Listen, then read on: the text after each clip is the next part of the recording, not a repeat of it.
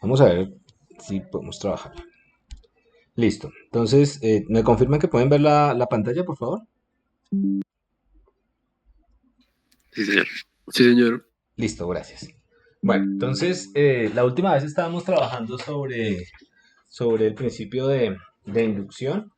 Recordemos que lo que hay detrás del principio de inducción es, pues, es una técnica de prueba que se utiliza cuando queremos probar em, que, un segundo aquí, si P de uno se tiene, o sea, P del caso base se tiene, y se tiene que para todo K, P de K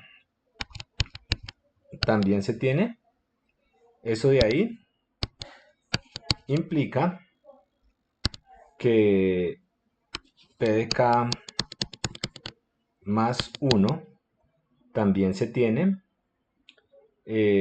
para todos, todo esto se tiene para todos los n's. Bueno, lo que implica es que para todos los n's, P de n se tiene. Entonces, esta es una forma más escrita en términos de lo que hemos hecho hasta ahorita en el curso. Eh, Aquí básicamente lo que estamos diciendo es que eh, si nosotros podemos probar el caso base y asumimos la hipótesis de inducción, si se tienen esas dos cosas y yo logro probar que eso implica la ocurrencia de P de K más uno, entonces eso va a implicar que eso va a ocurrir para todos. Listo, entonces hay un montón de aplicaciones en computación donde aparecen las pruebas por inducción y en matemáticas, obviamente. Entonces, digamos que lo que estamos haciendo es, la hemos visto como un dominó, ¿cierto? Entonces teníamos un dominó, una pila de dominós, así de lado. Teníamos muchos dominós, listo, y aquí podían seguir. Entonces, ¿cuál era nuestro interés? Nuestro interés era decir algo sobre el enésimo dominó, la enésima ficha de dominó, ¿cierto? Entonces queríamos afirmar algo sobre la enésima ficha de dominó. Entonces para eso lo que hacíamos era empujar la primera ficha, eso es lo que acabamos de llamar el caso base, y que la primera ficha se cae, ¿cierto? Entonces cuando la primera ficha se cae, empuja la segunda y así, ¿cierto? Entonces yo voy a asumir eh, que la décima ficha se cae, ¿cierto? Y si yo tumbé la primera, P de 0, y asumo que estas dos cosas se tienen, es decir, que esta ficha se cae. Y el hecho de que estas dos fichas se caigan implica que la décima más un ficha se cae. Eso quiere decir que de ahí para adelante todas se van a caer, en particular. Pues digamos que para adelante todas caen, ¿cierto? Eso es lo que estamos haciendo.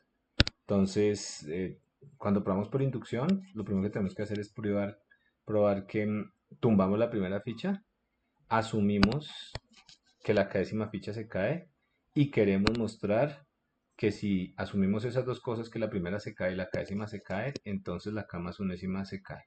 Si tenemos eso, podemos afirmar por el principio de inducción que eso se va a tener para todas las fichitas. ¿Listo? Entonces, muy bien. Entonces, recordemos algo que habíamos hecho en clase, pero simplemente porque aquí digamos, la idea es utilizar ese principio de inducción. Entonces, esta formulita, de hecho, la habíamos derivado, la habíamos probado de distintas formas, pero la suma desde d1 más 2 más 3 más 4, d1 más 2 más 3 más 4 hasta un n particular, eso es un número, ¿cierto? Y ese número se puede escribir como n por n más 1 sobre 2, ¿cierto? Entonces, esto de acá es una afirmación, ¿cierto? Esto es una proposición. La proposición básicamente nos dice que si yo cojo n numeritos desde el 1 hasta el n y lo sumo, eso da lo mismo que ese número que se acumula es igual se puede escribir como ese número por n más 1, ese número más 1 sobre 2, ¿cierto? Entonces aquí yo estoy afirmando algo y esa afirmación pues me gustaría probarla por inducción, ¿cierto? Entonces, pues básicamente, si volvemos al ejemplo de las fichitas, pues en el ejemplo de las fichitas lo que tendríamos es, eh, de alguna manera, tenemos una primera fichita que está asociada a esta primera proposición, P de 0, y la proposición P de 0 pues sería, eh, ¿qué pasa cuando n es igual a 0? Cuando n es igual a 0, ¿esta igualdad de acá se tiene o no se tiene? Entonces, cuando n es igual a 0, pues miremos a ver si la igualdad se tiene. ¿Listo? Si n es igual a 0, entonces la sumatoria iría desde i igual a 1 hasta... eh, bueno, no tiene sentido acá para 0, perdón. El primer caso en el que esto se tiene es igual a 1. ¿Listo? Entonces, si n es igual a 1 es el primer caso. ¿Por qué no n igual a 0? Porque la suma empieza en 1, ¿no? Y pues sumarle a esta suma agregarle 0, pues no tiene mucho sentido. Si n es igual a 1, entonces la sumatoria desde i igual a 1 hasta 1 de i sería igual a ¿qué? Sería igual a 1, ¿cierto? Eso por un lado, pero lo que está afirmando esto es que ese 1 también se puede escribir como 1 por 1 más 1 sobre 2. Y esto ya sabemos que es 1 por 2 sobre 2, que es 2. Entonces, en este caso, esta afirmación se tiene, ¿cierto? Entonces, ¿cuál es el asunto acá? ¿O qué queremos hacer nosotros cuando probamos por inducción? Cuando probamos por inducción, lo que queremos hacer es verificar que esta condición de base, el hecho de que esta condición de base se tenga, P de 1, y que la condición, y asumir que la condición P de K se tiene, si estas dos cosas se tienen, entonces voy a asumir que el primero se cayó. De hecho, ya no lo estoy asumiendo, lo estoy verificando. Lo que acabé de hacer acá fue verificar que eso se tiene, ¿cierto? Entonces ya dije que se cayó. Entonces yo voy a decir, bueno, si se cae y se cae algún K, ¿será que eso hace que se caiga el siguiente? Eso es todo lo que estamos haciendo. Entonces, ¿cómo escribimos eso en términos de nuestra lógica proposicional? Si se cae el primero y se cae el késimo, ¿será que eso implica que se caiga el K más unésimo? Si esto de acá se tiene, si eso de ahí se puede verificar, entonces de ahí para adelante todos se van a caer. Y si ahí para adelante todos se caen para n, y en particular esto es válido para todos los n, por ejemplo en los naturales. ¿Listo? Esta afirmación que estamos haciendo acá es válida. ¿Listo? Entonces, ¿cómo procedíamos? Bueno, entonces nosotros decimos caso base, ¿cierto? Que ya lo teníamos ahí, pero volvamos a escribir. Para n igual a 1, tenemos que la suma desde i igual a 1 hasta 1 de i es 1. Y por otro lado tenemos que, si evaluamos el lado derecho de la expresión esta que nos conforma nuestro predicado, tendríamos 1 por 1 más 1 sobre 2, que es 1 por 2 sobre 2, que es 1. ¿Listo? Como para n igual a 1 se tiene que el lado derecho es igual a 1 y el lado izquierdo es igual a 1, los dos lados son iguales, entonces esta afirmación es cierta. ¿Listo? Entonces la expresión se tiene. Bueno, para el lado derecho entonces es cierta. ¿Es cierto que? Pues la afirmación de que si sumo esto de acá, esto de acá va a ser igual a esto de acá. ¿Listo? Eso es lo que estoy afirmando. ¿Listo? Después tengo que hacer la inducción, ¿cierto? Entonces, lo primero que hacemos es escribir. Entonces, señor, aquí hay alguien que está hablando. Ah, no veo nada. ¿Qué se hicieron? Ay, Dios. Que todos estén acá. Un segundo que no sé, no los veo. ¿Están por ahí? Si alguien está por ahí, abre el micrófono. ¿O se salieron? Sí, señor. Sí, profe, la llamada sigue bien. ¿Qué? Que sí estamos acá, profe. Ah, no encuentro la ventanita. Listo, de vez en cuando denme unas señales que escuché que alguien tiene una pregunta. Si tienen preguntas me interrumpen de una. Listo, porque escuché a alguien que escribió por ahí. Listo, entonces que no sé dónde está la ventana. Bueno, entonces en el caso de inducción, pues lo primero que vamos a hacer es eh, asumamos que esto se tiene para el paso k décimo. Que para acá, esta afirmación que estamos haciendo, que es que si sumamos todos los números desde 1 hasta acá, ese número va a ser igual a coger k, multiplicarlo por k más 1 sobre 2. ¿Listo? Entonces, simplemente estamos repasando para hacer más ejercicio, ¿no? Entonces, ¿qué queremos mostrar? Que si esto se tiene, entonces eso va a implicar que k más 1 se tiene. ¿Pero qué es k más 1? Pues k más 1 es decir, la expresión para k más 1 sería esta, ¿cierto? K más 1 es decir esto, k más 1 por k más 1 más 1 sobre 2, ¿cierto? Esto es lo que queremos probar. Desde acá queremos probar esto de acá, ¿cierto? Entonces, ¿cómo podemos hacer eso? ¿Listo? Entonces, ok. Digamos, lo vamos a hacer aquí y después lo organizamos, ¿cierto? Eso es lo que habíamos hecho. Entonces, vamos a intentar esbozar qué podríamos hacer. Entonces, cojamos la expresión del lado derecho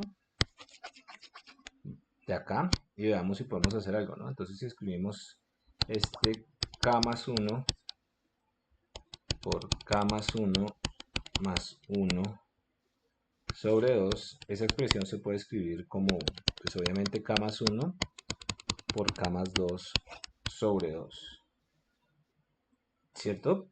Y esto se puede escribir de qué otra forma. Se puede escribir tal vez como k más 1 por k más k más 1 por 2. Venga, a ver, porque la podemos escribir así. Aquí arriba, de arriba nos quedaría k al cuadrado más 3 veces k más 2.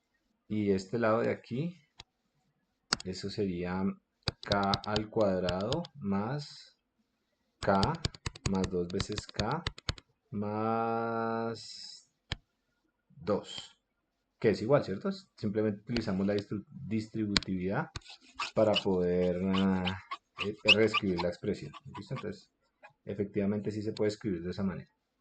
¿Listo? Entonces, esto se convertiría en esto de acá, ¿cierto? Esto de acá lo puedo escribir como k más 1 por k sobre 2 más, este 2 se va con este 2 en este segundo término, más k más 1, ¿cierto? Entonces yo puedo ir acá y observar, por ejemplo, que esto de acá lo tengo precisamente acá. ¿Listo? Y yo que había asumido que eso de ahí era ¿qué? Yo había asumido que eso de ahí era la sumatoria. Vamos que esa era mi hipótesis de inducción. Sobre todo los sys desde i igual a 1 hasta acá, ¿cierto? Simplemente estoy utilizando la hipótesis de inducción más k más 1. Por eso de ahí, de hecho, es la sumatoria de sobre todo los sys. Y esta sumatoria la puedo escribir hasta el término k más 1. Aquí estaba sumando hasta el término k y le sumo un término adicional, pues lo meto acá. Pero observen que eso de ahí es precisamente decir que coger la suma hasta el décimo k más 1 es hacer esta cuenta de acá. ¿Listo? Entonces, de hecho, el asumir esto de acá me ayuda a concluir esto de acá. Nosotros ya sabemos y lo hemos discutido en clase que, digamos que que tenemos que en teoría arrancar desde acá para terminar acá, pero pues ustedes lo pueden hacer. Aquí estamos poniendo como los truquitos. ¿Listo? Entonces, ok, ahí como concluiríamos la prueba, pues diríamos el caso base es verdad y asumiendo la hipótesis de inducción del caso base, tenemos que eso se cumple para el paso k más 1, entonces se debe tener para todos los enteros positivos. ¿Listo? Entonces, ok, no la escribamos, pero ahí la tenemos. ¿Listo? Entonces, ok. Eh, Entonces, vamos a seguir probando cosas, porque de hecho hay bastantes cositas interesantes. Ya vamos para una aplicación bonita. Entonces, primero, sumemos números impares, a ver qué ocurre. A ver si podemos construir cosas interesantes. Entonces, primer número impar, lo sumo, me da 1. Sumemos otro número impar. 1 más 3 da 4. Otro número impar a eso. 1 más 3 más 5 da 9. Otro más. 1 más 3 más 5 más... ¿El siguiente número impar cuál sería? Ahí abren el micrófono y me van colaborando para... Ah, mire, ya pude. ¿El siguiente número impar cuál sería? 7. El 7, ¿cierto? ¿Y esto cuánto nos da? 9 y 7, 16. Ah, bueno, y el siguiente número impar. 9. ¿Y cuánto da esto? 25. 25. Entonces, aquí hay como una expresión similar a la de arriba que uno podría escribir. A ver, ¿quién se le ocurre una expresión? ¿Qué estamos sumando acá? Los números impares, ¿cierto? ¿Y qué puedo decir? Que la suma de los números impares es como ¿qué? De los... Que el cuadrado de un entero. Sí, es como un cuadrado y un entero, ¿listo? Entonces, vamos a ver si podemos escribir esto, ¿cierto? Entonces, aquí nos pillamos un patrón. Lo más interesante aquí es que nos podemos pillar un patrón y podemos afirmar algo. Entonces, por ejemplo, escribamos los impares. ¿Cómo se escriben los impares? Por ejemplo, los puedo escribir como un par menos un numerito. Aquí tenemos impares, ¿cierto? Entonces, em, por ejemplo, sumemos, aquí hay un impar, el 1 como lo puedo escribir, lo puedo escribir como 2 por 1 menos 1. El 3 como lo puedo escribir como 2 por 2 menos 1. Entonces, si quisiera, por ejemplo, esta suma de acá, yo la podría escribir como la sumatoria desde i igual a 1 hasta n. O sea, por ejemplo, en este caso, n es igual a 2 y en este caso, n es igual a 1. Entonces, si n es igual a 1, yo sumaría un terminito. Si n es igual a 2, si n es igual a 2, pues sumo dos términos, ¿cierto? Aquí dos términos y esto de acá me está generando los impares asociados a cada uno de los términos. A ver si lo que escribimos funciona. Para n igual a 3, este de acá, para i igual a 1 daría 1, ya lo tengo. Para i igual a 2 daría 3, ya lo había hecho antes. Para n igual a 3 daría 3 por 2, 6, 5. Ah, ok, listo, listo, listo, listo. Entonces, es interesante porque ya derivé una formulita, ¿cierto? Ahí por lo menos tengo la suma que está al lado izquierdo. ¿Eso a qué creen ustedes que es igual? ¿O a qué hipotetizan que es igual? N cuadrado. A n cuadrado, ¿cierto? A ver, a n cuadrado. A ver, es como lo que uno observa, ¿listo? Entonces, n cuadrado. A ver. Para n igual a 1, n cuadrado a 1. Para n igual a 2, n cuadrado a 2. Para n igual a 3, n cuadrado a 9. Para n igual a 4, n cuadrado a 16. N igual a 5, 25. ¿Listo? Esto de acá, pues es una observación que acabamos de hacer, ¿cierto? Es una afirmación que estamos haciendo. Lo que estamos diciendo es que si escogemos un n y sumamos todos los primeros n, los n primeros impares, eso va a ser igual a n al cuadrado. ¿Listo? Nos gustaría probar esta afirmación, porque una cosa es que uno observe eso y otra cosa es que y lo escriba y otra cosa es que pueda decir que eso es verdad. ¿Listo? Entonces tiene pinta de que se puede probar por inducción. Listo, entonces intentemos probarlo por inducción, ¿cierto? Entonces recordemos que lo que estamos afirmando sería que la sumatoria de los n primeros impares se puede escribir como n al cuadrado, ¿cierto? Entonces, bueno, entonces en el caso base,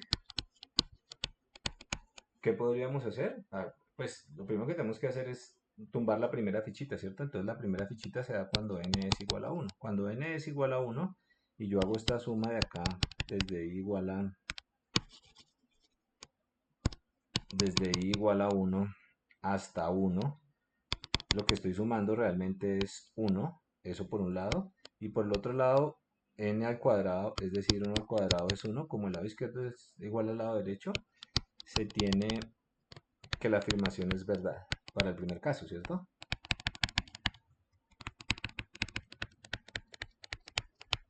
Chévere. Bueno, ahora asumamos por hipótesis de inducción, asumamos que para un K se tiene la siguiente expresión. Se tiene es que esa afirmación es cierta, ¿cierto? Entonces, literalmente lo que estoy diciendo, para un K se tiene que si sumo los K décimo primeros impares, eso me va a dar esto. Vamos a asumir que eso es cierto. Puede que no sea, pero si logramos mostrar que desde acá yo puedo concluir que esto se tiene para K más 1, entonces lo tendría. ¿Listo? Entonces, ¿qué queremos mostrar? Asumamos que se tiene esto. Queremos mostrar que esta afirmación también se cumple, que a partir de esto implica que esta afirmación, aquí vamos a poner otro color, también se cumple.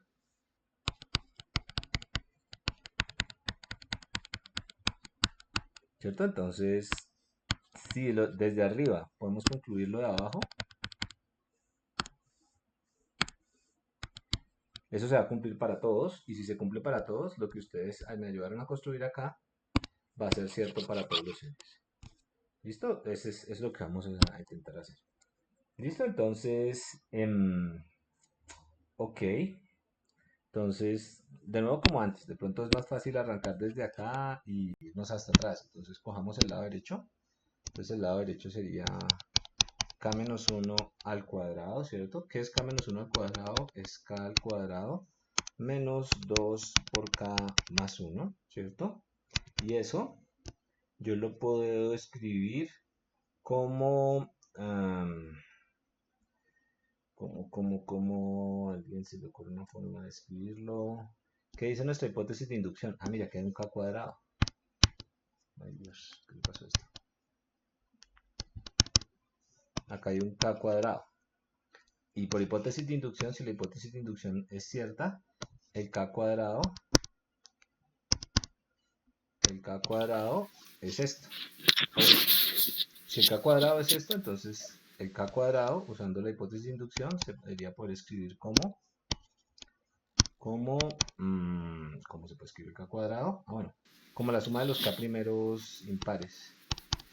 Y igual a 1 hasta k de 2 por i de los k primeros impares, perdón. ¿Listo? Entonces, aquí utilicé la hipótesis de inducción. Aquí simplemente expandir. Aquí, por hipótesis de inducción, ¿cierto? Menos... Profe, una Es cosa. más 1, ¿cierto? Me equivoqué. Sí, es más uno. Ah, están atentos. Gracias. Listo, aquí es más 1. Claro, porque lo que toca mostrar es que se tiene para acá más 1. Gracias, gracias. Está bien. Listo, entonces 2k más 1. ¿Listo? Claro, ahí ya no me caberán las cuentas. ¿Y esto cómo lo puedo escribir? A ver, atentos, aquí viene el truco. A ver si podemos hacer. ¿Qué necesitamos escribir acá? Necesitamos escribir la sumatoria hasta el término k más 1. Entonces, a esta sumatoria que está hasta el término k, si a esta sumatoria que está hasta el término k le lográramos agregar el término k más 1, que es que el término k más 1, si pudiéramos mostrar que esto de acá se puede escribir como la sumatoria hasta el término k más 1, la tenemos.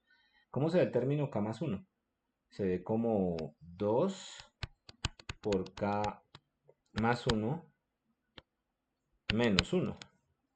O sea, si esto de acá fuera esto de acá, la tenemos. ¿Será que es cierto? Venga a ver. 2 por k más 2 menos 1. Esto es 2 por k más 1. Ah, miren que sí es cierto. Entonces, esto de acá lo puedo escribir como 2. Es una forma rara de escribirlo, pero pues lo necesito escribir así, ¿no? 2 por k más 1 menos 1, ¿cierto? Esto de aquí lo puedo escribir así. Esto de aquí es esto de aquí. ¿Listo? Y si lo puedo escribir así, bueno, entonces ahora este término sigue igual. desde i igual a 1 hasta acá, de 2i menos 1, más, listo, muy bien. Y ahora, bueno, ya ahora escribir esta suma de acá hasta acá es como escribir esta misma suma hasta k más 1, porque este término que está acá es el término k más 1, ¿cierto? Entonces lo puedo escribir así. Conclusión, si nosotros asumimos esto de acá, podemos concluir que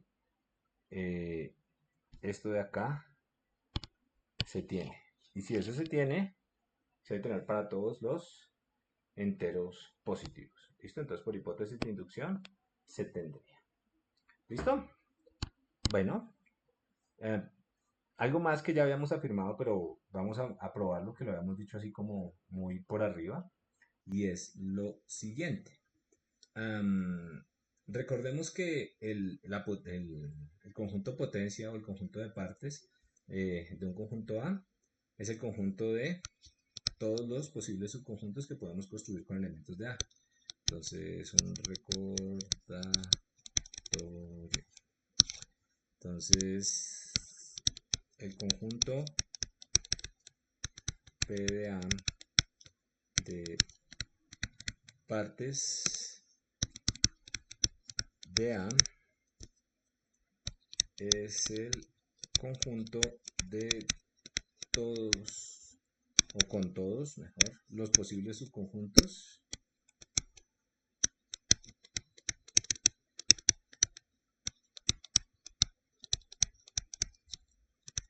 de... ¿Listo? Entonces, por ejemplo, si A es 1 y 2 en partes de A, pues eso es una bolsita que tiene todos los posibles subconjuntos. Hay una bolsita de esas que no tiene nada, hay una bolsita que tiene cada uno de los elementos, se llaman singletones. Hay una bolsita que tiene todos los elementos, y aquí creo que están todas las bolsitas. ¿Listo? Entonces, una pregunta que nos hicimos en algún momento es ¿cuál es el cardinal del conjunto potencia de partes de A? ¿Listo? Entonces, ¿cuántos elementos hay en partes de A? Hay en partes de A. ¿Alguien se acuerda cuántos elementos hay en partes de A? Es decir, ¿cuál es el cardinal de partes de A? Si A tiene n elementos, si el cardinal de A tiene n elementos, ¿cuántos elementos tiene partes de A? 2 a la n. 2 a n. Listo, gracias. Entonces, ok, listo. Entonces, bueno, eso es una afirmación, ¿cierto? Por ejemplo, si A no tiene elementos, partes de A tendría un elemento, ¿cierto? La bolsa con ningún elemento. Si A no tiene elementos, A se ve así. Entonces, ¿cómo se vería partes de A? Partes de A se vería el mismo. Es diferente, ¿cierto? Por eso le metimos estos dos cuartitos, para indicar que aquí hay una nueva bolsita. ¿Y cuál es el cardinal de partes de A? El cardinal de partes de A, pues es 1, que es precisamente 2 a la 0.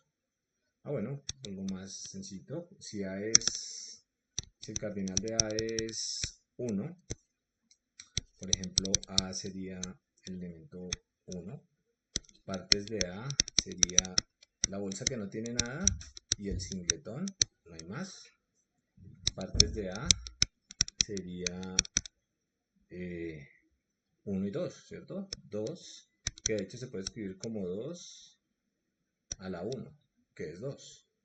¿Listo? Si A es igual a, no sé, por ejemplo, 5, ya no necesito hacer toda la cuenta, ¿cierto? Si esa afirmación de ella es cierta, pues cardinal de partes de A sería, cardinal de partes de A sería 32, que es 2 a la 5, que es 2 por 2, 4, por 2, 6, por 2, 8, 1, 2 por 2, 4, por 2, 8, por 2, 16, por 2, 32. ¿Cierto? Ok, entonces nosotros afirmamos esto de acá. Si el cardinal de A es n, entonces el cardinal de partes de A es 2 a la n. Esa es una afirmación. Y es una afirmación que de hecho hacemos sobre el tamaño del conjunto, que son números naturales. ¿Listo? Entonces eso suena como que esa relación, esa afirmación, la podemos probar por inducción. Entonces intentemos probar por inducción. Entonces lo que uno tiene que preguntarse ¿es verdad? ¿Es verdad que qué? Es verdad que si cardinal de A es n, entonces cardinal de partes de A es 2 a la n. Vamos a ver que si eso es cierto. ¿Esta afirmación será cierta o no? Entonces, probémosla por inducción. Nótese que esto ya es algo distinto a lo que estábamos haciendo, ¿cierto? Aquí se me dio esto. Esto es distinto a lo que estábamos haciendo, pues digamos es distinto en el sentido de que ya la álgebra es un poquitín distinta, pero la afirmación se realiza respecto a los enteros. ¿Listo? Entonces, ¿cuál es la clave del asunto? La clave del asunto es mostrar que si un conjunto, eh, el conjunto de partes de un conjunto, el cardinal del conjunto de partes de un conjunto se escribe así, eso implica que un conjunto con un elemento más, pues se va a poder escribir como el cardinal de ese nuevo conjunto, se va a poder escribir como 2n más 1. ¿Listo? Ya hablemos sobre eso porque pues simplemente quiero que vean que, aunque es un ejemplo diferente, también tiene sentido. ¿Listo? Entonces, lo que queremos mostrar es lo siguiente. Si cardinal de A es igual a n, entonces cardinal de partes de A es igual a 2 a la n. ¿Listo? Entonces, por inducción, ¿cierto? Entonces, caso base es, pues, esta afirmación se realiza sobre unos n, ¿cierto? Sobre el primer n que yo debería, que puedo afirmar esto, creo que es 0, ¿cierto? Entonces, el caso base es cuando el cardinal de A es 0, es decir, cuando n es 0. Entonces, A, pues debe ser ¿qué? Debe ser el conjunto vacío, ¿cierto? Ok, el único subconjunto de vacío es el mismo, entonces, ¿quién es partes de vacío? El conjunto vacío, ¿cierto? Que tiene un elemento. Entonces, ¿qué es lo que estamos afirmando? Estamos afirmando que si un conjunto tiene ningún elemento, entonces el tamaño de partes de ese conjunto es 2. ¿Listo? Eso es lo que estamos probando. Entonces, ¿cuál sería el cardinal de partes del conjunto vacío? Pues sería 1, que pues, ¿cuántos conjuntos hay dentro de partes? Pues solamente el mismo, ¿cierto? Ok, entonces el cardinal de partes de A sería igual a 1, por un lado, ¿no? Y por otro lado, lo otro que dice la afirmación es que ese tamaño, es decir, ese 1, se puede escribir como 2 a la cardinal de A, pero cardinal de A es 0, 2 a la 0, que es igual a 1. Entonces, la afirmación es cierta, al menos para n igual a 0.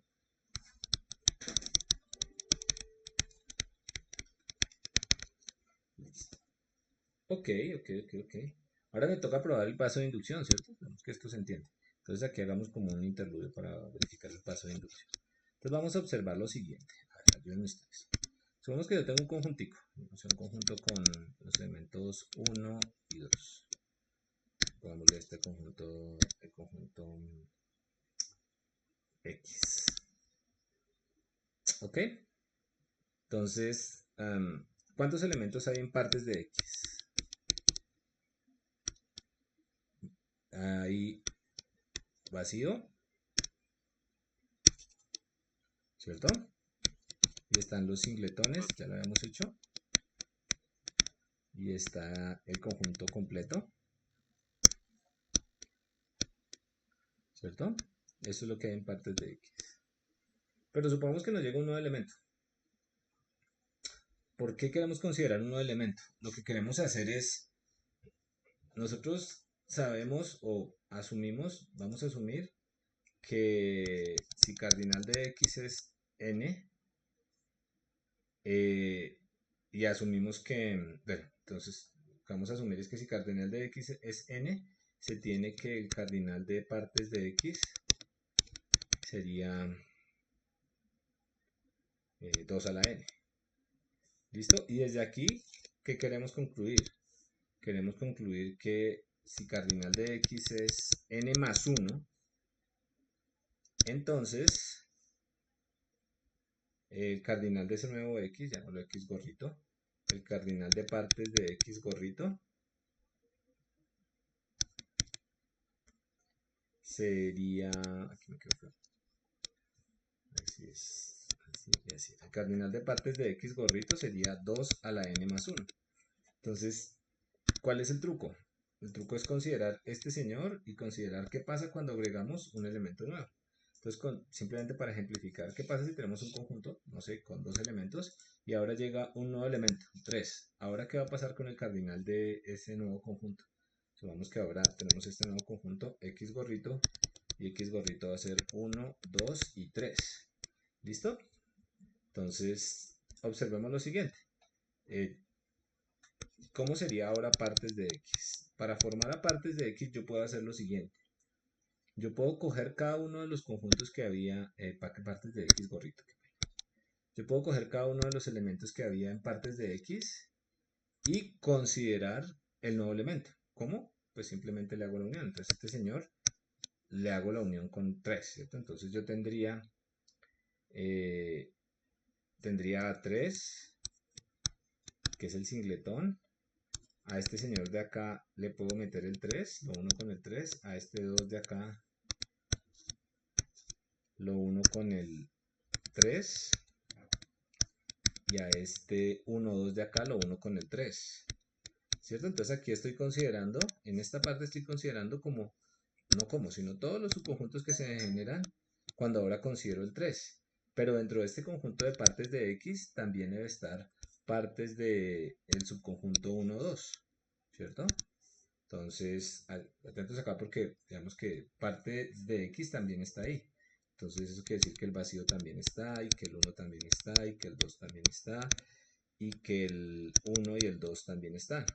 Entonces, atentos porque lo que estamos simplemente observando acá es que si yo tengo, por ejemplo, dos elementos y le agrego, si yo tengo dos elementos, tengo esto que es partes de ese conjunto con dos elementos. Y considero un elemento más, pues considerar un elemento más no es más que decir, por cada uno de estos, yo voy a crear dos conjunticos. El original, que debía estar porque resulta que X es subconjunto de partes de X. Y un nuevo conjunto que resulta de la interacción entre este conjuntico y el nuevo elemento. Entonces, por cada uno de los elementos que hayan partes de X, por cada uno de los elementos que hayan partes de X, yo tengo que considerar que cada uno de esos elementos en conjunto partes de X va a generarme dos conjunticos. De nuevo, el original y el original considerando el nuevo elemento. Este 2 sale de ahí. ¿Listo? Ok. ¿Y esto qué sería? Partes de X, cardinal de partes de X. Y eso es todo truquito, ¿cierto? Entonces, eh, claro, ¿qué dice acá? Ya lo vamos a ver, pero si entendieron esto de acá, ya lo van a ver, porque este es el argumento principal de la prueba. ¿Listo? Entonces, escribámoslo. Entonces, ya probamos el caso base, ¿cierto? Entonces, ya aquí se cierra nuestro interludio, simplemente es una observación que teníamos, que es útil, obviamente. Asumamos que lo siguiente.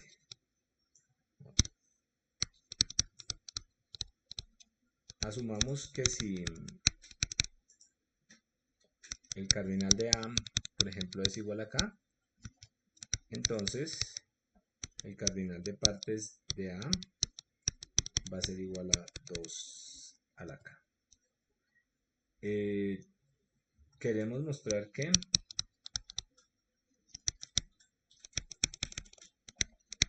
si eso es cierto, queremos mostrar que si eso es cierto, entonces si cardinal de A ahora es K más 1,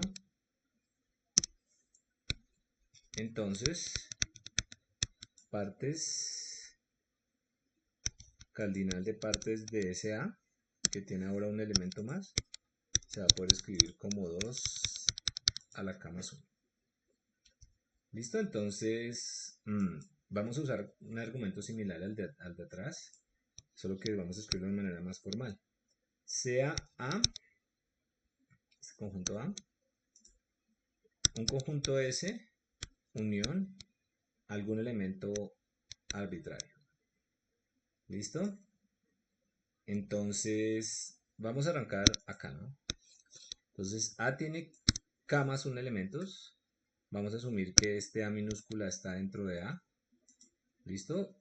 Y pues el A lo vamos a poder escribir como un conjunto con menos elementos, unión, el elemento nuevo. El elemento nuevo acá era, antes en nuestro ejemplo era el 3. ¿Listo? Ahora es un elemento arbitrario simplemente para que nos quede más bonita la prueba cuando la escribamos. Entonces, si esto se tiene, esto siempre lo vamos a poder hacer. Vamos a poder sacar un elemento y dejar un conjunto S más pequeño, cuyo cardinal va a ser igual a K, ¿cierto? Si esto se tiene K más 1 elementos, y escribo A de esta manera, entonces el cardinal de S va a ser igual a K. ¿Listo? Entonces, básicamente lo que estoy diciendo es que S es un elemento más pequeño que A. ¿Listo? Aquí estoy de nuevo partiendo desde este. Voy a asumir que eso es cierto. ¿Listo? Entonces, ¿qué sería partes de este A? Partes de A, pues sería pues partes de S unión A, porque A lo puedo escribir como el conjunto S que tiene K elementos unión con A. ¿Listo?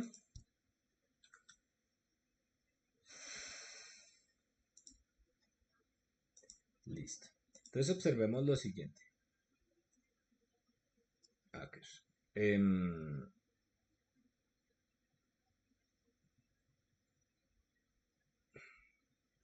¿Cómo lo podemos escribir acá?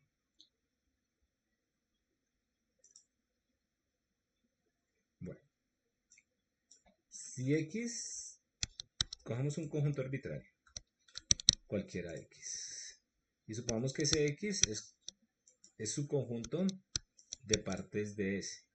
Si esto se tiene, son un conjunto que vive aquí dentro de partes del conjuntico más pequeño. Entonces la pregunta es cómo se relaciona ese conjunto con ese subconjunto con partes del conjunto más grandecito. Entonces, ese X debe ser, si es su conjunto del más pequeño, si es su conjunto del más pequeño, debe ser su conjunto también del más grande. ¿Cierto? Entonces, ¿cómo escribimos eso? Es su conjunto del más pequeño, pues debe ser su conjunto de partes de S unión A. Es lo que está diciendo ahí. Si es su conjunto del más pequeño, va a ser su conjunto del más grande. ¿Ok? Y también X unión con A está metido allá adentro y X unión con A también debe ser su conjunto de S unión de partes de S unión A. ¿Listo? Entonces, el conjunto más pequeñito, de nuevo, este conjunto vive en S, S vive en A. Ese conjunto debe vivir en partes de uno más grandecito y ese conjunto unión A debe vivir también en partes del más grandecito, ya que el más grandecito tiene A. ¿Listo? Ahí no estamos diciendo nada raro. Entonces, lo que podemos observar acá es que por cada subconjunto X en partes de A hay dos. En partes de S unión A hay dos subconjuntos. El original y el que ahora considera A.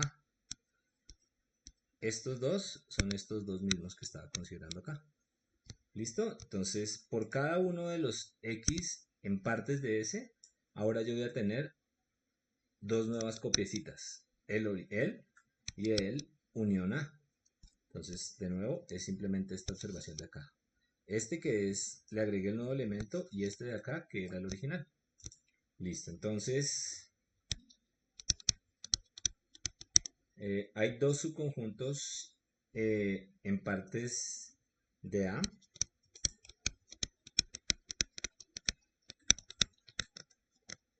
¿En dónde? Hay dos subconjuntos en partes de A por cada subconjunto en partes de X. Por cada uno de los subconjunticos en partes de X hay dos subconjuntos en partes de A.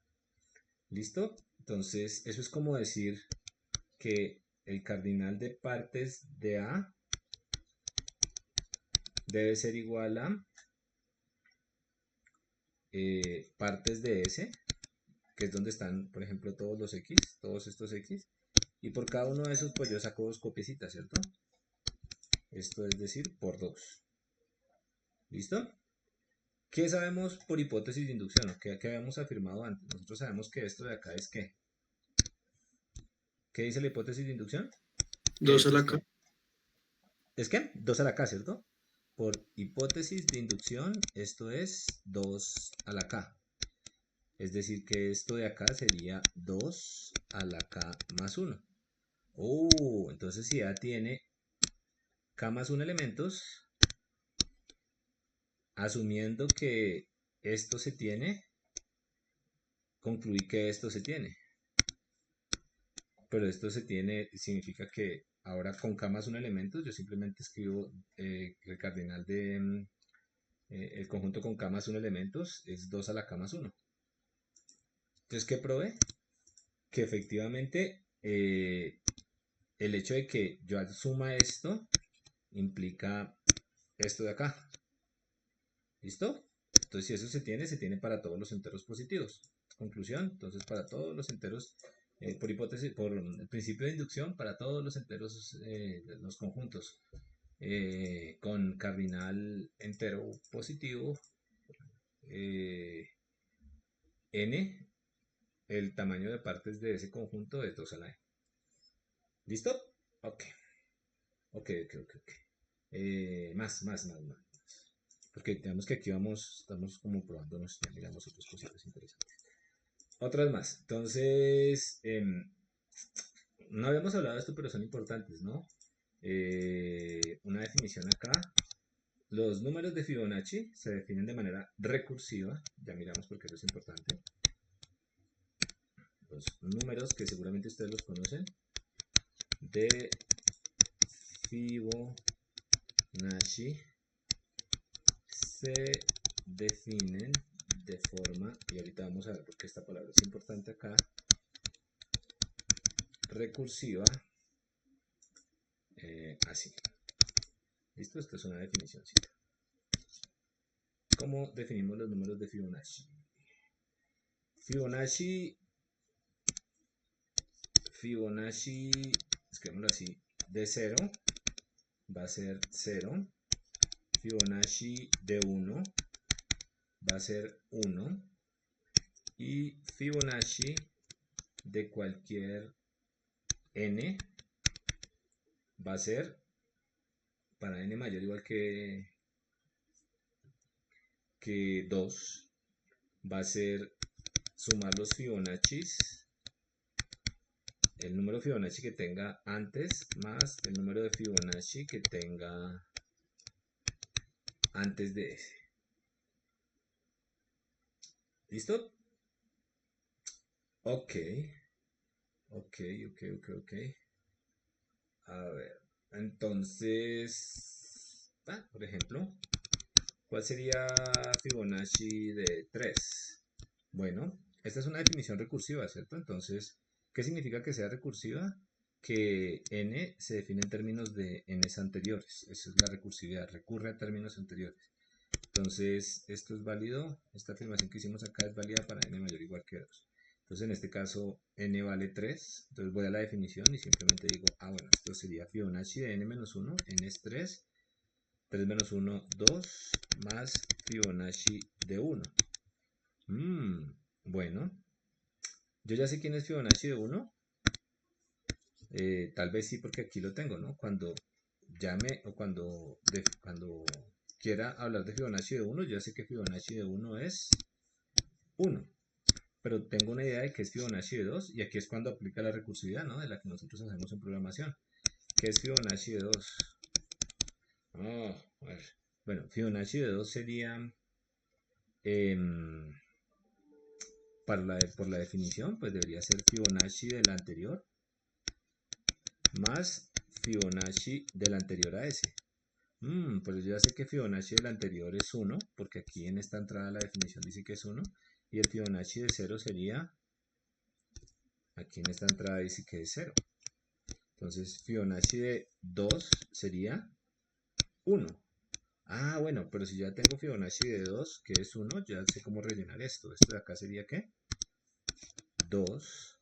Y Fibonacci de 3 sería 2 más 1, que es 3. ¿Cierto? Ok, listo. Bueno, me imagino que ya los habían calculado. No lo hace cuando calcula recursividades. Listo, entonces vamos a hacer una afirmación interesante, ¿no? A ver, para mí. Muestre, vamos a afirmar esto, vamos a ver si es interesante. Que Fibonacci de n es orden 2 a la n. Como lo calculamos acá es orden 2 a la n. ¿What? ¿Cómo así orden? Esto ya hemos hablado. Orden es la cantidad de pasos que se hace alrededor de un algoritmo, ¿cierto? Y esto también ya habíamos hablado. Hemos dicho que este es un algoritmo de qué tipo? Polinomial, exponencial, Exponencial. cuadrático. ¿De qué tipo es? Exponencial. Exponencial. De tipo exponencial, ¿cierto? Entonces es un algoritmo feo. ¿Ok? Entonces, básicamente, ¿qué estamos afirmando? Estamos afirmando que cuando n es grande, esto se va a demorar un montón de tiempo. No sé, 2 a la n igual a 100, 2 a la 100 es lo que se va a demorar más o menos. Este orden, la cantidad de cálculos que él tiene que hacer. ¿Listo? Entonces, ¿qué significa que sea de orden? Que cuando nosotros escribimos como 2 a la n, más o menos el número de pasos que se tiene que hacer es de esta cantidad, 2 a la n, ¿cierto? Entonces, esa es una afirmación interesante, ¿no? Lo que estamos diciendo es que si calculamos Fibonacci con esa definición de arriba, nos vamos a demorar un montón de tiempo haciendo ese cálculo. Entonces, y eso es por un lado, digamos que esa es la implicación computacional. Por otro lado, que estamos afirmando que Fibonacci de n es, el número de pasos en Fibonacci de n es más o menos, podríamos decir así de manera muy laxa, 2 a la n. ¿Listo? Entonces, vamos a ver si esa afirmación es cierta. ¿Cómo? Como hay unos n's por acá, entonces hay que hacer como inducción, tal vez, ¿cierto? Entonces, bueno, caso base. Entonces, ¿qué estamos afirmando? Que cuando nosotros queremos calcular Fibonacci de 100, tenemos que hacer algo así como 2 a la 100 cálculos. ¿Listo? Entonces, en el caso base, pues la definición de Fibonacci nos dice que todo arranca en Fibonacci de 0 y Fibonacci de 1. Entonces, el caso base, ¿cuánto sería Fibonacci de 0? Pues 0, ¿cierto? Y dijimos que el número de pasos para calcular Fibonacci de 0 o Fibonacci de un número, lo que estamos afirmando es que esto es del orden de 2 a la n. Entonces es 2 a la 0. ¿Cuánto es 2 a la 0? 1. De hecho, ¿cuántos pasos me demoré? Pues 1, porque yo ya sé que el Fibonacci ya tengo en mi definición una condición que dice, cada que le dé Fibonacci de 0, usted dice 0.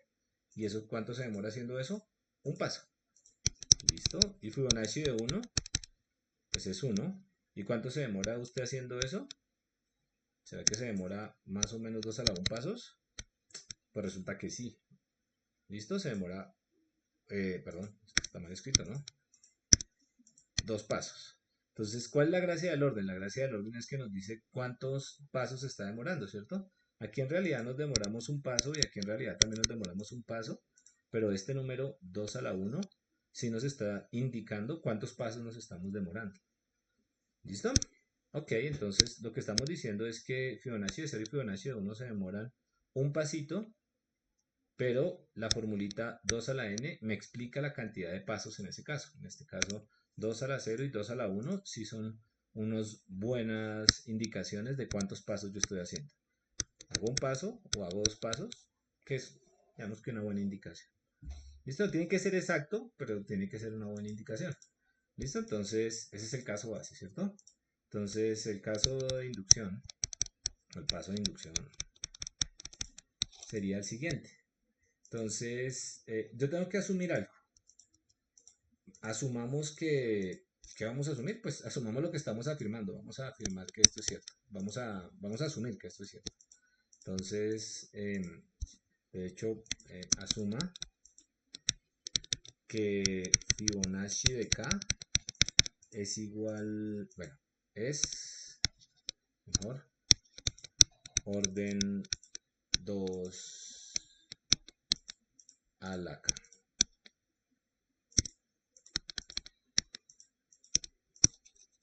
Mejor escribámoslo así.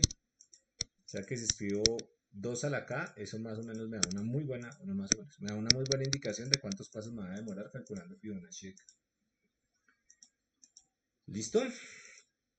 Y aquí vamos a hacer otra cosa un poquito distinta porque fíjense que aquí yo tengo como la dependencia de dos cosas. Y está claramente en la definición. En mi definición, a diferencia de las afirmaciones anteriores que solo dependían de n, ahora esta afirmación depende de dos pasos anteriores. Entonces, como hay una dependencia de dos pasos anteriores, tal vez sea interesante asumir que Fibonacci de K es orden 2K y asuma que Fibonacci de K-1 es orden 2 a la K-1. De nuevo, ¿por qué? Pues porque la afirmación que estoy diciendo depende de n. Bueno, para un n particular depende de dos pasos anteriores. Entonces, tal vez sea interesante asumir esto. ¿Listo? Entonces, ¿qué queremos mostrar? Queremos mostrar que si esto y esto es cierto, queremos mostrar que si esas dos cosas son ciertas, entonces Fibonacci de quién? Del siguiente, que sería K más 1 es orden 2 a la K más 1. ¿Listo? Ok, ¿cómo podemos proceder acá? ¿Qué es Fibonacci de K más 1? Ah, bueno, ya no estoy en el caso 0, en el caso 1 estoy como en este lado de la definición, ¿cierto? Usando esta definición sería Fibonacci, bueno, por definición de quién? De Fibonacci. Fibonacci de K más 1 sería igual a Fibonacci del anterior más Fibonacci de el anterior a ese. ¿Listo? Por hipótesis de inducción, esto de aquí es orden ¿qué? Lo acabamos de afirmar, ¿es orden qué? 2 a la K. 2 a la K. Y este de acá es orden ¿qué? 2 a la K menos 1. ¿Listo? Entonces, ok. Por hipótesis de inducción, Fibonacci de K es orden 2 a la K y Fibonacci de K menos 1 es orden 2 a la K menos 1. Entonces, bueno, aquí me demoro K pasos y aquí me demoro orden K menos 1 pasos. ¿Cuánto me demoraré en Fibonacci de K más 1? Pues 2 a la K. Entonces, Entonces, Fibonacci de k más 1 es orden 2 a la k más orden 2 a la k menos 1. ¿Listo? Entonces, aquí atentos, porque esto de acá, pues sería, tengo que hacer como el más o menos 2 a la k pasos, y aquí más o menos 2 a la k menos 1 pasos. Entonces, Fibonacci de k más 1 es orden, y atentos acá que simplemente estoy escribiendo esto acá. ¿Listo? Simplemente tengo que, este orden es como cuántos pasos estoy haciendo. Si tengo que hacer 2 pasos, 2 a la k pasos y 2 a la k menos 1 pasos, en total tengo que hacer de 2 a la k más 2 a la menos 1 k pasos. ¿Listo? Entonces, ¿a dónde quiero ir? Yo quiero mostrar de nuevo que esto se tiene para k más 1. Perdón, acá. Que esto se tiene para k más 1. De hecho, quiero mostrar esto de acá. ¿Listo? Entonces, de alguna manera tengo que transformar esto a eso, a lo que estaba allá arriba. ¿Listo? Entonces, ¿cómo lo podría hacer? Denme un segundito, un segundo. Un segundo.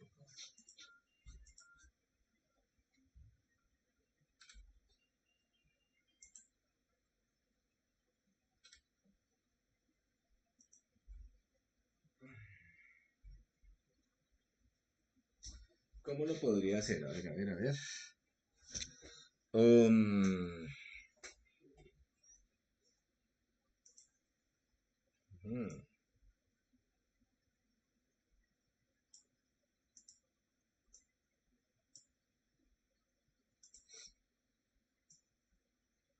ok, a ver. ¿Qué es lo que quiero hacer? Quiero escribir esto como algo que sea orden 2 a la k más 1. Esta es mi tarea, irme de acá a acá. ¿Listo? Entonces venga a ver qué podemos hacer para eso. Si lo logro hacer, entonces digamos que ya tengo el teorema probado. Escribamos lo de arriba.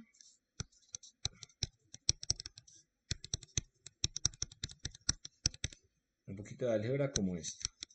Orden 2 a la k, el primer término, y escribamos el segundo término de esta forma.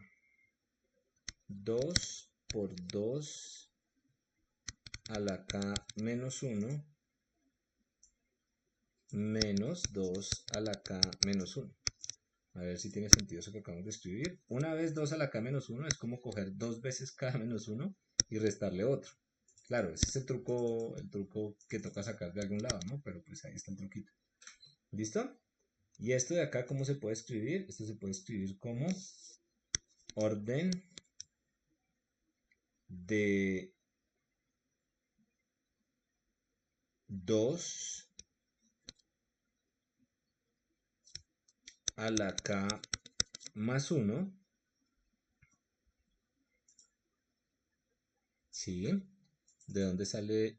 Sí, este de ahí se puede escribir menos 2 a la k menos 1. ¿Listo? Entonces, ¿de dónde nos sale este de acá? 2.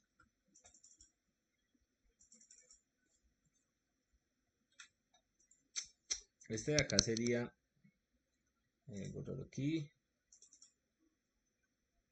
2 a la k por 2. Ajá. Segundo aquí que tengo algo raro.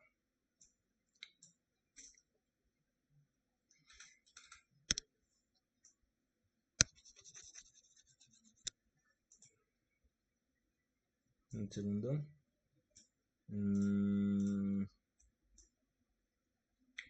Nosotros tendríamos esto.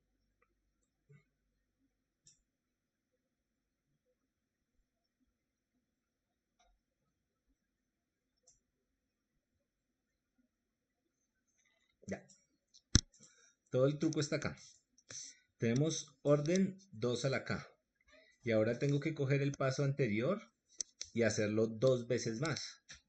¿Listo? Eso es como hacerlo por cada uno de los que tenga en el paso anterior, tengo que hacerlo el doble. Y eso es este exponente de acá.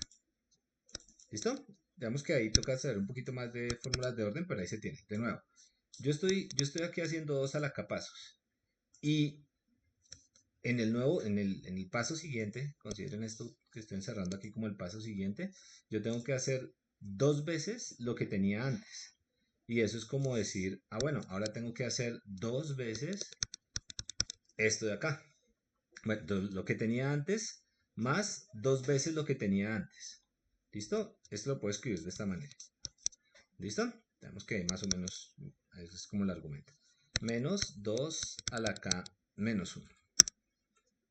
Listo, entonces uno ve esto y dice, bueno, ¿quién es el término que más pesa? Esto de aquí es un término pequeñito en comparación con ese término de acá. La mayor cantidad de cálculos las tengo que hacer acá. Entonces, esto es del orden 2 a la K más 1. ¿Listo? Que era lo que quería. ¿Listo? Entonces, de nuevo, para que después cuando lo vean, tienen que leer un poquito de órdenes para entenderlo, pero aquí no es tan complicado. Todo el truco está en decir esto. Yo tengo, si yo escribo esto de acá, listo, 2 a la K, y ahora considero el doble de los pasos que tenía que hacer antes, eso es como si ahora tuviese que hacer los 2 pasos lo que tenía que hacer antes, más así,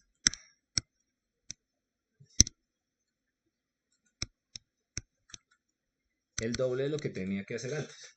¿Listo? Ese es como el argumento, ¿no? Digamos, simplemente quiero que vean que se puede hacer. No se hagan tanto bolas con eso. Aquí, digamos que te va a tener cuidado porque lo de los órdenes, la aritmética de los órdenes no es, solo aprenden en algoritmos. Pero pues, digamos que ahí uno captura la idea. ¿Listo? Entonces, ¿cuál es la idea acá? La idea es que, de hecho, la idea la van a ver más claro si se las describo así. Cuando, cuando uno hace Fibonacci de 0, pues no hace nada. Cuando hace Fibonacci de 1, pues simplemente un tiempo constante.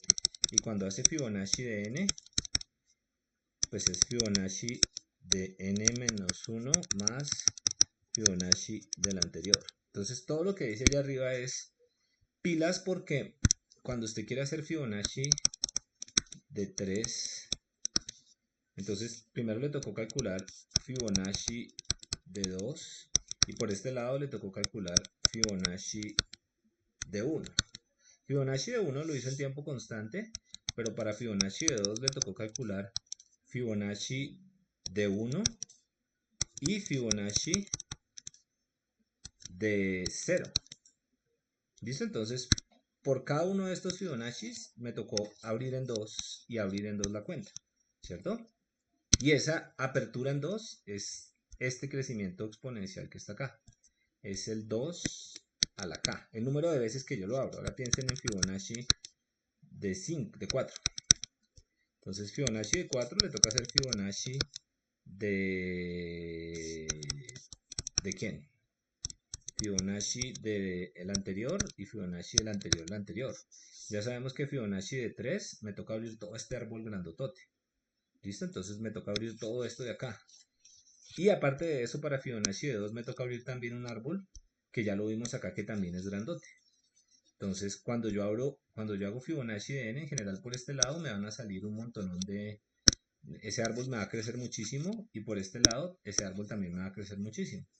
Entonces, ese es, digamos que el riesgo cuando uno está abriendo, lo que en realidad está pasando es que está abriendo un árbol grandotote. Entonces, ¿qué sería Fibonacci de n? Pues Fibonacci de n-1 por este lado y Fibonacci de n-2, pero para eso yo necesito calcular Fibonacci de n-2 y Fibonacci de n-3, pero para eso yo necesito calcular Fibonacci de n-1, menos 1, no, 2, menos 3 y Fibonacci de n. Ahí está, muy bien. Aquí, 3. Y Fibonacci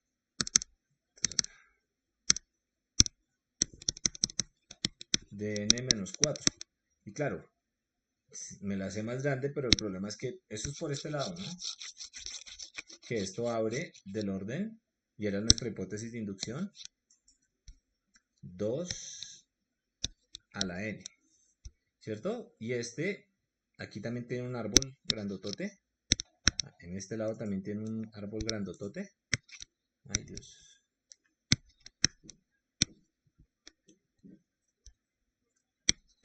Segundo que está molestando el lapicito. Un segundo, le saco la pila a esto.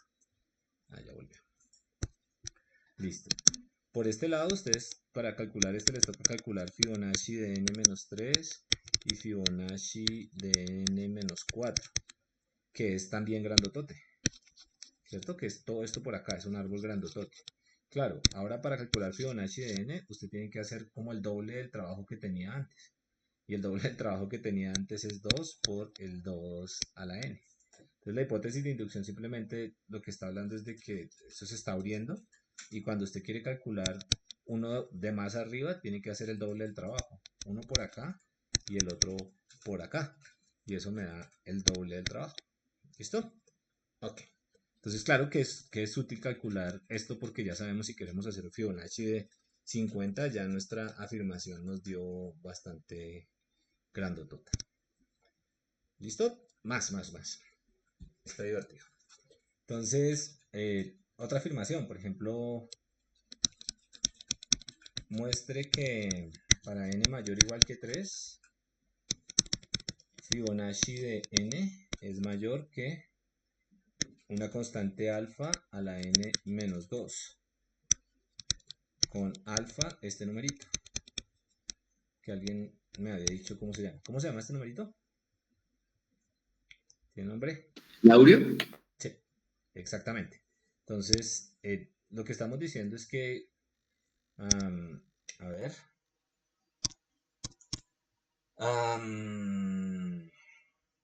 que es Fibonacci de 3. Listo, Fibonacci de 3 sería, ya no lo sabemos, Fibonacci de 2. ¿Cuánto era que nos haga Fibonacci de 3 para no volverlo a calcular? Ya lo hemos calculado por acá. Fibonacci de 3 nos dio 3. Listo, entonces lo que está afirmando esto es que Fibonacci de 3, que es 3, es mayor que 1 más la raíz de 5 sobre 2 a la 3 menos 2 a la 1. 1 más la raíz de 5, la raíz de 5 es 2 algo, más 1, 3 algo, sobre 2, menos de 3 algo. ¿Listo? Entonces, ok. Vamos a dejarlo de ejercicio para poder hacer otra cosa interesante. Y aquí, ¿cuál va a ser el truco? El truco va a ser, vamos a firmar esto de acá. ¿Listo? Y les voy a dejar el truco. El truco va a ser este hecho. No lo vamos a hacer. Este no lo vamos a calificar, ¿no? O sea, yo dejo abierto y nos vamos acumulando y después en algún momento los pediremos. Como para que ustedes no pierdan la práctica. Esto de acá. Primero verifiquen esto y probémoslo por inducción.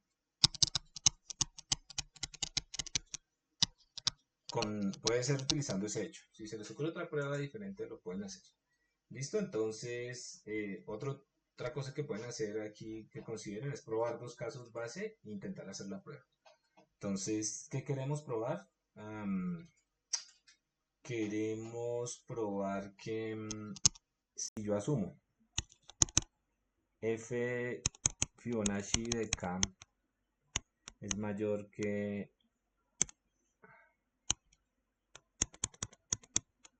y Fibonacci, porque aquí hay como una dependencia por de nuevo la definición de Fibonacci.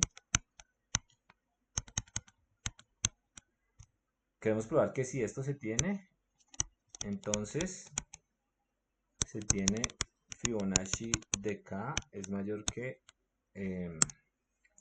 alfa a la k menos 1. ¿Listo? Entonces podemos usar la definición de Fibonacci y estas desigualdades para intentar mostrar algo. Pero no lo voy a hacer. ¿Listo? Un segundito aquí, que más cosas chéveres para contarles. Ok, un segundo, aquí buscamos otra cosa interesante. Ok. Listo, la inducción tiene muchos usos. Ya hemos visto algunos en análisis de algoritmos, en la prueba, en la derivación de resultados, pero hay uno que es muy bonito y tiene que ver con cómo verificar si un ciclo funciona o no. ¿Listo? Entonces vamos a hablar de invariantes de loop invariant se llama esto. Entonces en muchos casos tenemos problemas en ingeniería y nos dan un código y queremos saber si el código hace lo que quiere que haga. ¿Listo? Entonces vamos a poner aquí que queremos que haga. Vamos a poner aquí una funcioncita def incógnita. ¿Listo? Y yo la voy a escribir acá, voy a tratar de escribirla en algún pseudocódigo o en Python. Y ustedes me van a decir que hace incógnita. Entonces inicialmente S va a tomar el valor de 0 y va a tomar el valor de 0. Y acá vamos a hacer un while. While i sea menor que n. Vamos a hacer S igual a S más n. Y hagamos i igual a i más 1. Y aquí al final retornemos S. Listo. ¿Qué hace incógnita? ¿Qué pongo acá?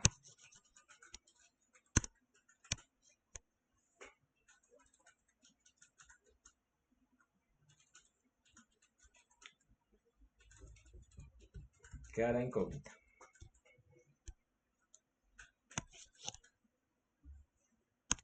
A ver. ¿Qué hará incógnita? ¿Qué hará incógnita? Pues probamos, ¿no? ¿En el cuadrado? Parece ser, ¿cierto? A ver si eso es cierto. Aquí el compañero dice incógnita es esta función. Calcula qué? N al cuadrado. Entonces, pues, ¿cómo sabemos si calcula en el cuadrado? Es la primera pregunta. Entonces, ¿cómo verificamos que eso es cierto, que calcula n al cuadrado? Entonces, por ejemplo, hagamos n igual a 3. ¿Qué pasa cuando n es igual a 3 y entra esta función incógnita? Si n es igual a 3, entonces inicialmente s vale 0, ¿cierto? En el código, ¿no? S vale 0 y vale 0, ¿cierto? Aquí dentro del while está esa condición. ¿Y es menor que n? Sí, porque n es 3. Entonces entra el while, ¿cierto? S, ahora, estando en el while, ¿qué valor toma?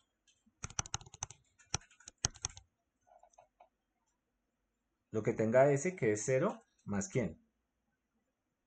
Más Más n, que n, es, daría 3. daría 3. ¿E i cuánto vale? 1. Porque lo que 1. tenga i le sumo 1. ¿Cierto?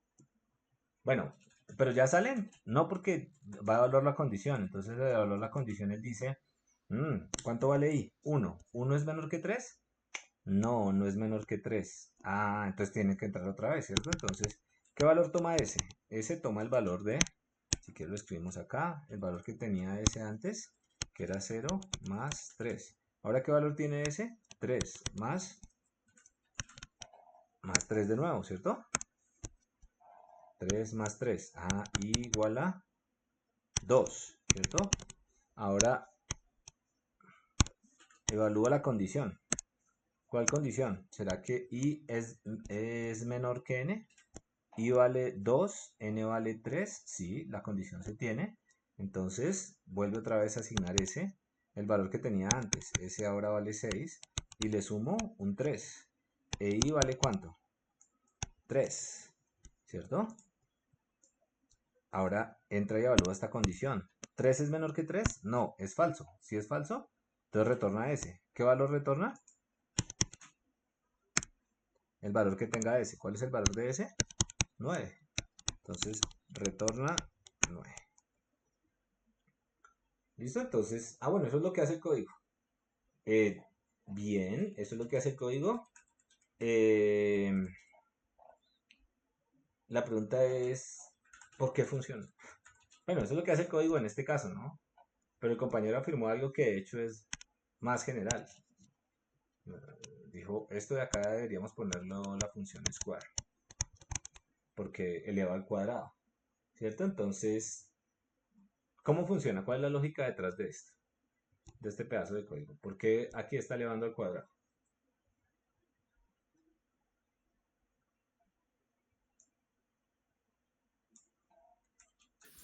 Porque se suma n veces. Se suma n veces, ¿cierto? Entonces, aquí como que el truco es sumar n veces.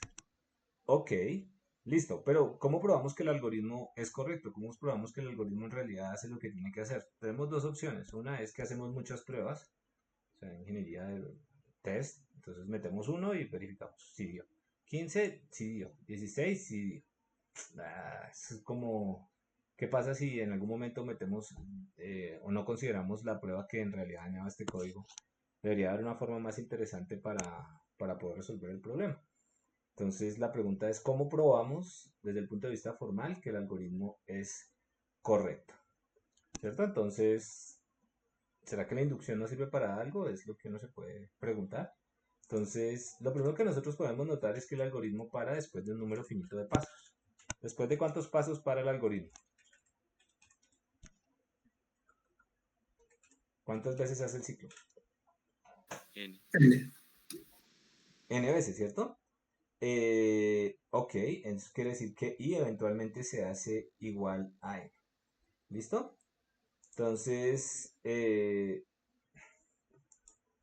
lo que vamos para probar que en realidad esto se tiene, vamos a afirmar lo siguiente. Vamos a afirmar, hacer una afirmación sobre esto de acá. Vamos a afirmar que en cualquiera de los ciclos, atentos con lo que voy a afirmar acá, S va a ser igual a, en el késimo ciclo, por ejemplo, S va a ser igual a K por N. ¿Listo? Entonces, si es igual a K, en el késimo ciclo, en esta línea precisamente, y es igual a K, y S va a ser igual a K por N. Nótese que esta afirmación de acá es clave. ¿Por qué? Porque por ningún lado yo veo un por, ¿cierto? En el código por ningún lado yo veo este por. Sin embargo, desde acá yo estoy diciendo una propiedad que siempre se mantiene, parece que aquí en lo que acabo de afirmar, algo que siempre se mantiene en el ciclo. Independientemente del ciclo, esto no varía. Esta afirmación que estoy haciendo no varía. Si esto es cierto, ¿no? La otra cosa es que esto termina en n. Si es igual a n, entonces, y esto de aquí en azulito, lo que está en azul es cierto. Si es igual a n y lo que está en azul es cierto, entonces s sería igual a q cuadrado. ¿Listo? Esto que estoy diciendo respecto al ciclo se llama un invariante de ciclo. Simplemente es una propiedad que es cierta siempre, antes y después de que el ciclo termine. ¿Listo? Entonces, bueno, yo afirmé esto de acá. Yo afirmé que es invariante de ciclo se tiene. ¿Listo? Y es un invariante de ciclo. Y si esto se tiene, si este invariante de ciclo se tiene, y aquí es la clave del asunto, si esto de aquí que escribí es verdad, entonces es cierto que esto es verdad, que este ciclo calcula n cuadrado. ¿Cómo así? Yo dije algo sobre el ciclo. Dije, es cierto que esto de acá siempre se tiene. Listo. Si eso se tuviese, y fuera igual a n, s sería igual a n cuadrado y lo tendría. El código sería correcto. ¿Listo? Entonces lo que me queda verificar es que esto siempre se tiene. ¿Listo? Entonces, pilas porque lo que hice fue coger un problema que era código y me pillé como cuál era el truco y dije, bueno, es que en ese ciclo usted siempre está calculando o implícitamente está calculando esto de acá. Si eso de ahí se tiene, entonces es porque el código está haciendo lo que yo estoy afirmando que está haciendo.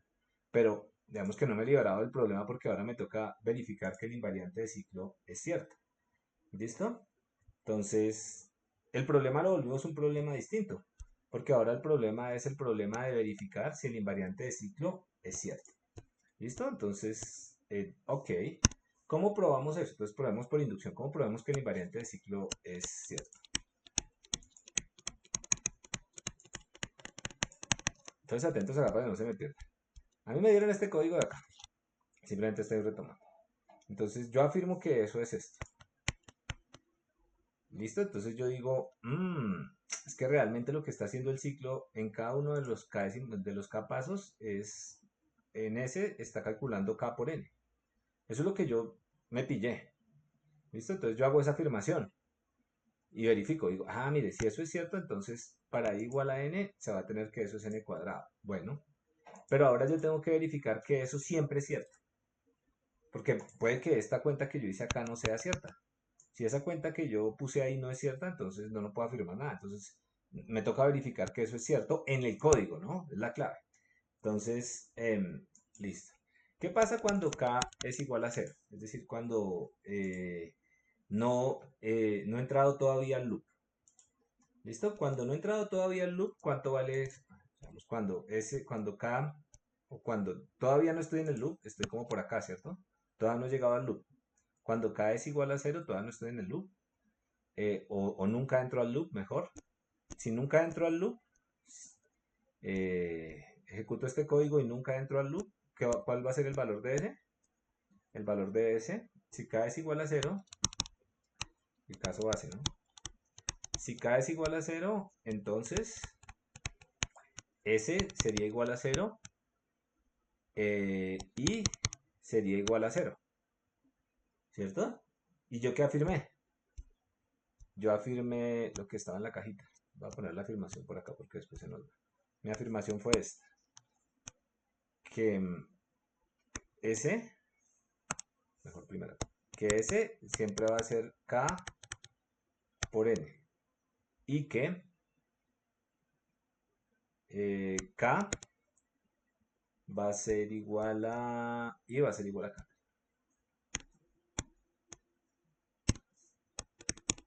Eso es lo que afirmé. Entonces voy al código y verifico esto. Digo, bueno, para K igual a 0. Entonces nunca entro al ciclo. Y si nunca entro al ciclo, el código me dice S cuánto vale 0, E cuánto vale 0. Entonces mi afirmación es cierta para K igual a 0. ¿Listo? Entonces, ok. La hipótesis de inducción. Paremos aquí un poquito para que se despierten. ¿Cuál creen ustedes que es la hipótesis de inducción? ¿Qué tengo que asumir yo y qué tengo que mostrar?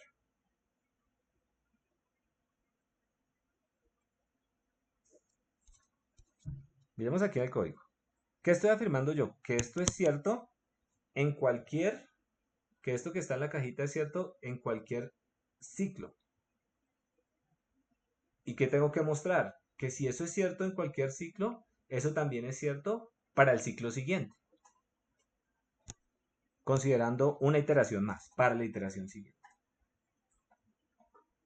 ¿Listo? Entonces, vamos a coger cualquier ciclo. Entonces, atentos acá. Asumamos que para un valor m arbitrario de k, m, es decir, para el m-décimo ciclo,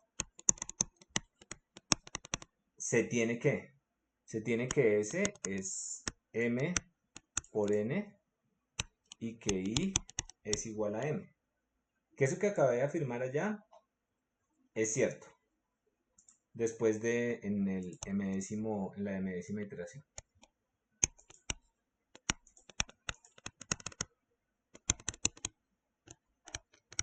Esa es mi hipótesis de inducción, ¿cierto? Entonces yo voy a asumir que eso se tiene. Entonces, ¡pum! Entro aquí observemos el código. Entro aquí con la idea de que S, voy a asumir que S va a ser en M por N. Y que I va a ser igual a M. Entonces, verifiquemos qué pasa en el siguiente ciclo. En el siguiente ciclo, en la siguiente iteración, perdón, cuando yo entro al m más unésimo loop, al m más unésima iteración, perdón, ¿qué valor va a tener S. Entonces aquí está la clave del asunto y está todo el truco. Yo asumo que esto se tiene aquí al final de la iteración y vuelvo otra vez a correr acá. Entonces si vuelvo a entrar otra vez al ciclo, bueno, si vuelvo a entrar otra vez al ciclo, entonces S va a ser igual a ¿qué? S va a ser igual a S más N. Pero, ¿qué dice la hipótesis de inducción? Que S era ¿qué?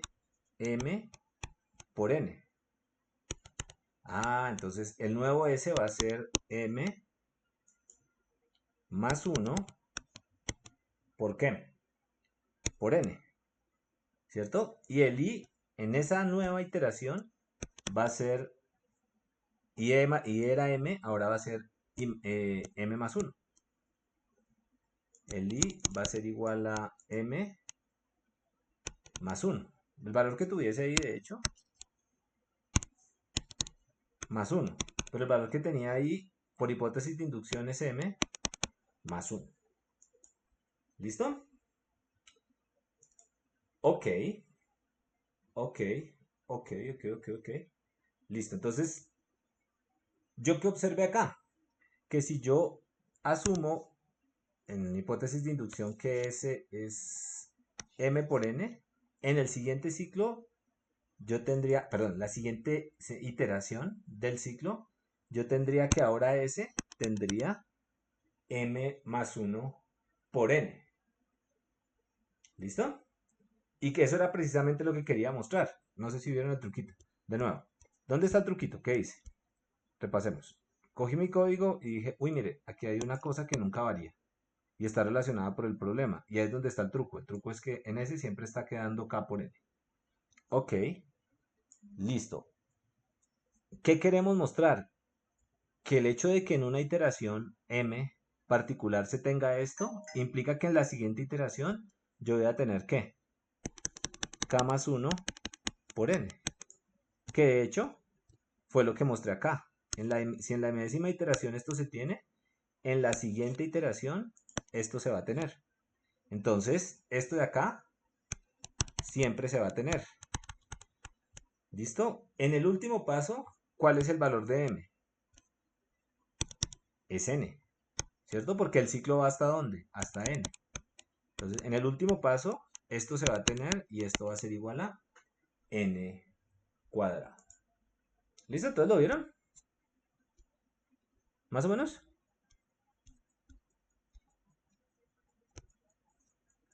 ¿Sí lo vieron o no lo vieron? Tienen solo dos opciones. Listo, entonces si lo vieron, dejemos un ejercicio y nos vamos. Te dejo espacio para los que lo quieran subir. ¿Listo? Entonces, ¿qué hará esta función?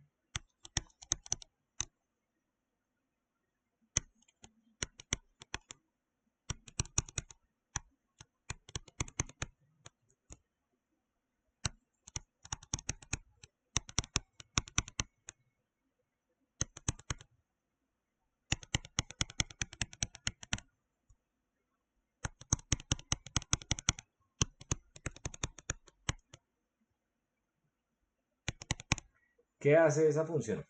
¿Y cómo probamos que es correcta?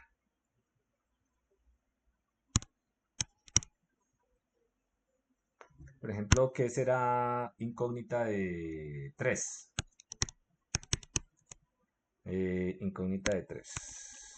¿Qué será incógnita de 3? Entonces, bueno, I inicialmente vale 1, F vale 1, evalúo el ciclo, 1 es menor que 3, N es igual a 3, 1 es menor que 3, sí es menor que 3, entonces entra. Ahora, perdón, aquí me equivoqué, es F minúscula, ¿no? Entonces, cuando entra la primera vez, 1 es menor que 3, entonces ahora F sería igual a F por I. ¿Factorial? Ajá, parece que sí, ¿cierto? 1 por 1, que es 1. Listo, y ahora I vale 2. Y 2 es menor o igual que 3, ¿sí? Entonces hace F igual a F por I. ¿Cuánto vale F? 1. ¿Cuánto vale I? 2. Ah, y ahora I incrementa en 1, queda 3.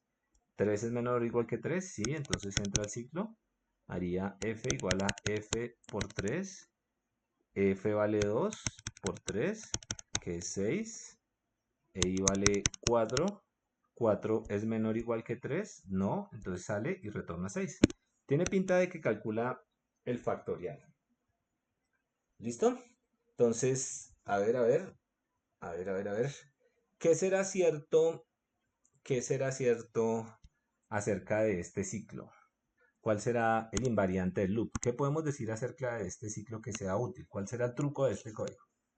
Recuerden la definición del factorial, ¿cierto? Entonces, el factorial de n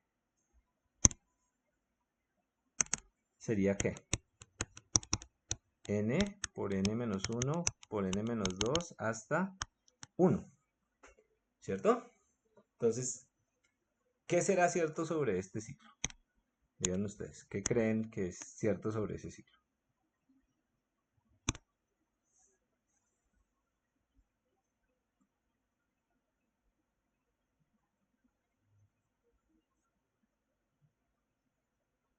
En un paso arbitrario m que esté entre 1 y n, ¿qué será cierto sobre el ciclo? ¿Qué habrá en f? Por ejemplo, en un paso n, ¿qué puedo afirmar yo? El compañero lo dijo. ¿Será cierto que f es igual a m factorial? Sí, sí. Bueno, eso es lo que dijo el compañero, eso es lo que él afirmó. Entonces, ¿será que el código se hace esto? Entonces, de nuevo, una cosa es que uno a ojo diga, uy, eso calcula el factorial, y otra cosa es que uno pueda probar que eso es el factorial. Entonces, esbocemos cómo sería la prueba. Entonces, esa es la afirmación que hizo el compañero. El compañero dijo, uy, eso está calculando el factorial. Entonces, bueno. Hipótesis de caso base. Bueno, para el caso base, n igual a 1. Entonces, cuando n es igual a 1, entra acá, no entra al ciclo. ¿Qué retorna? El valor de f. ¿Cuánto vale f? 1. Bueno, factorial de 1 es 1. Listo. Asumamos que esto se tiene por hipótesis de inducción, siguiendo la idea del compañero. Entonces, si esto se tiene en la m-ésima iteración, ¿qué le pasará a este señor de acá? Si esto se tiene en la m-ésima iteración, entonces f sería igual a f por i. Bueno, pero ¿cuánto vale i? Es la pregunta. Y está aumentando, ¿cierto? Si esto se tiene acá, aquí nos faltaría otro pedacito en la condición tal vez, ¿cierto? Para completar nuestro invariante de loop. Al final del ciclo, supongamos que esto se tiene, e i sería igual a ¿qué? M. ¿M o m más 1? No sé. M más 1. M más 1, ¿cierto? O sea, cuando i vale, por ejemplo, cuando estamos en la segunda iteración, entonces i arranca en 1, ¿cierto? Entra aquí al ciclo, hace su cálculo y ¿qué valor de i sale? 2. En la segunda iteración, cuando él entra aquí a esta línea, ya iba en 2. ¿Listo? Entonces, de nuevo, ahora tenemos nuestro loop invariant. Esto fue lo que afirmamos, ¿listo? Entonces, estas dos cosas. Entonces, ¿cómo procedería la prueba? Entonces uno dice, bueno, vamos a asumir que esto de aquí en la cajita roja es cierto por inducción. Entonces, veamos qué pasa en la siguiente iteración. En la siguiente iteración, ¿qué va a hacer el código? El código va a ser f por i. ¿Pero qué es f? Por hipótesis de inducción, ¿qué sería f? Factorial. M factorial. ¿Por i qué es qué? M más 1. M más 1. ¿Y esto es qué? M más 1 factorial. Bueno, en particular este código, listo. Ya vemos que ya verificamos que el hecho de que asumamos esto implica que en la siguiente iteración se va a tener esto de acá. ¿Listo? Y este código termina ¿en dónde?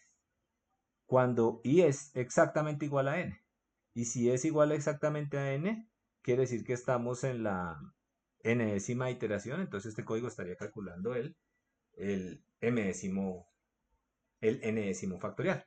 ¿Listo? Organicen esa idea y, y si quieren la suben. ¿Listo? Ok, entonces, preguntas.